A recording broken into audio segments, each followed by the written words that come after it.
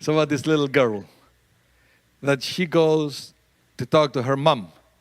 And she asks her mom, Mom, how come there is people in the world? And the mom said, well, God created Adam and Eve. They had children. And then the children had children. And those children had more children. And here we are. The little girl wasn't convinced about the answer. So she goes to talk to her dad. She said, Dad, how come there is people in the world? And the dad said, well, let me tell you. First, they were the monkeys. And then they started to evolve little by little until they started to look like people. And then they had children and children had children, and here we are. So now the girl was absolutely confused. So she goes back to the mom. I said, Mom, I don't understand. When I ask you about how come we have people in the world, you told me because of Adam and Eve. I went to ask Dad, and he told me it's because of the monkeys. What's the answer? And the mom said, no, that's easy. I was talking about my side of the family. He was talking about his side of the family.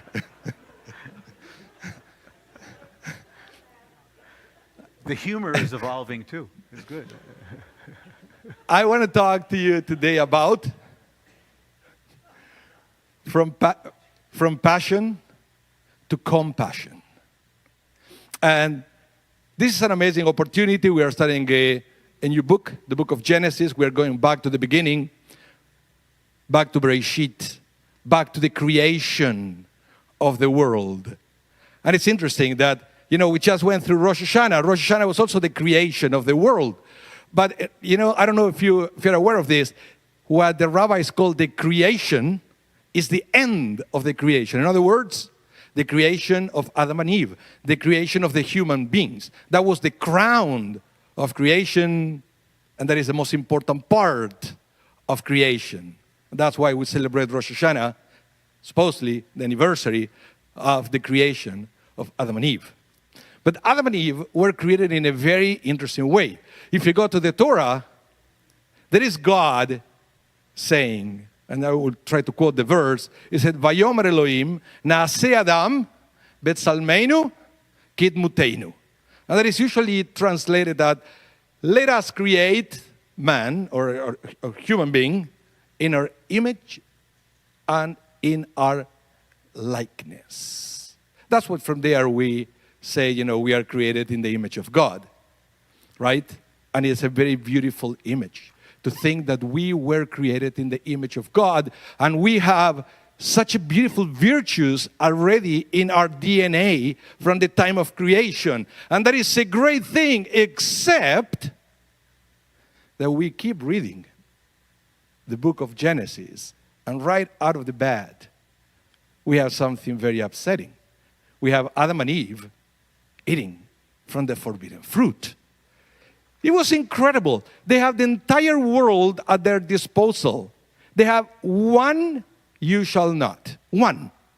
You shall not eat from that forbidden tree. What did they do? They go and eat from that one that they didn't supposed to eat. Not only that,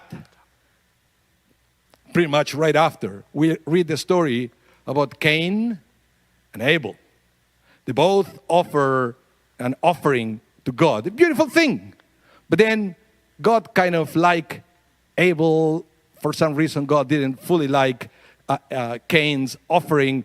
Now Cain got jealous, and he goes and kills his brother.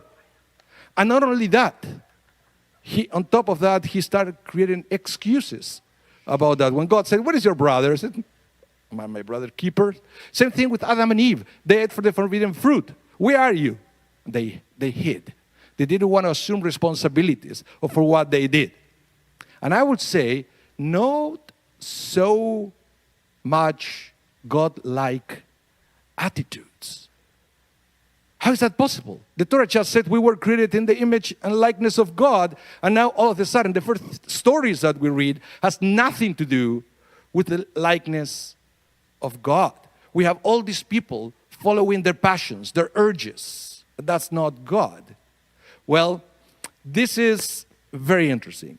But to answer that question, we have to answer another question.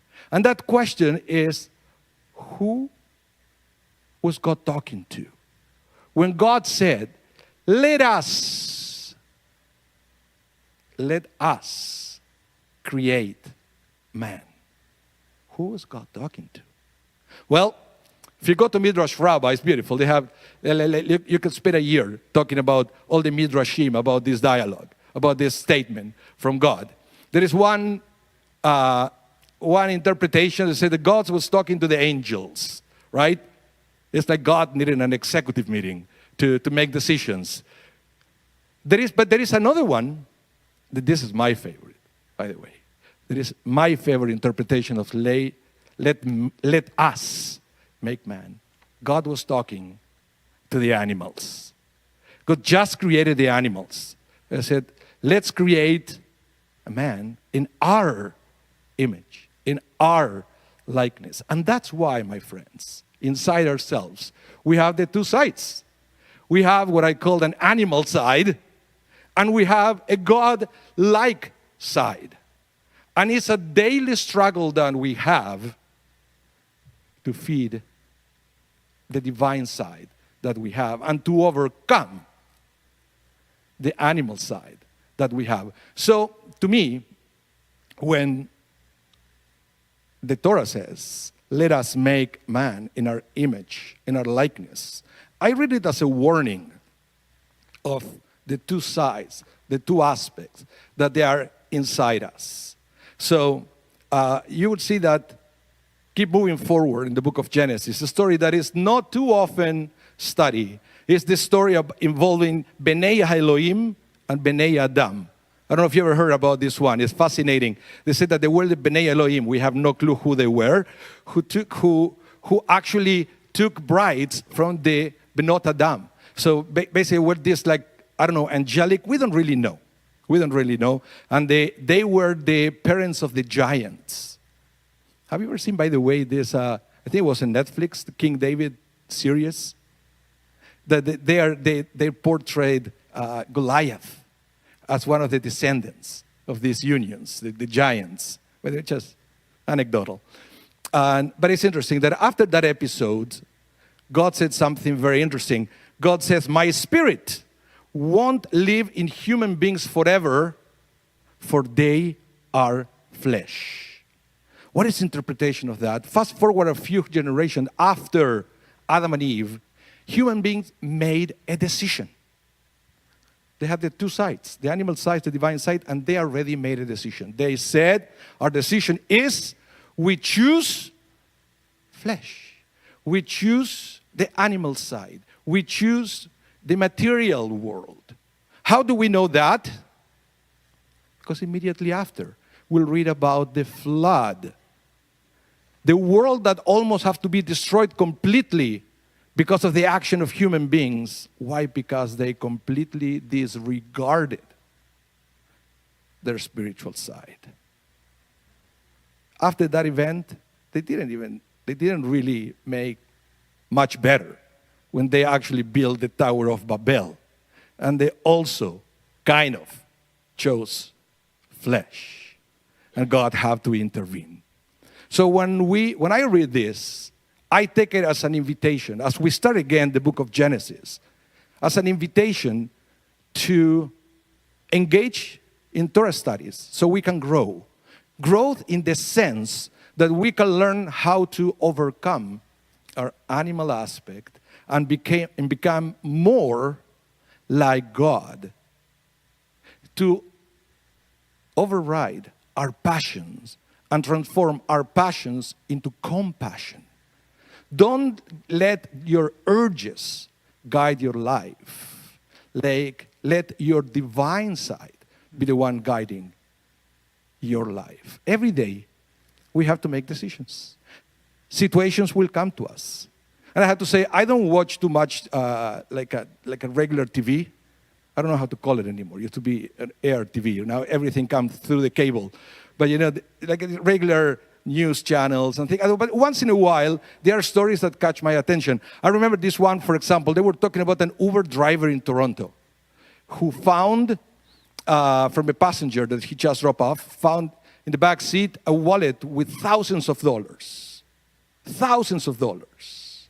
Can you imagine the struggle now in the head of this driver? What should I do? If I follow my animal instincts, if I follow my passion, my urges, I will pocket that money and I will go buy something nice with it. But if I choose to listen to the divine side of myself, I will find the owner of that wallet and I will return it to him. Which is exactly what he did. And that's why he was featured in the news, because of this act. That is a perfect example of a daily action, of daily option that we can do to be more like God. That every time we have to choose, we choose to be closer and closer to God. So again, as we advance in the future Parshiot, let's remember that our goal is to be like God and to grow in our spirituality. And that way, we can transform our passions into compassion. Shabbat Shalom. Amen. You're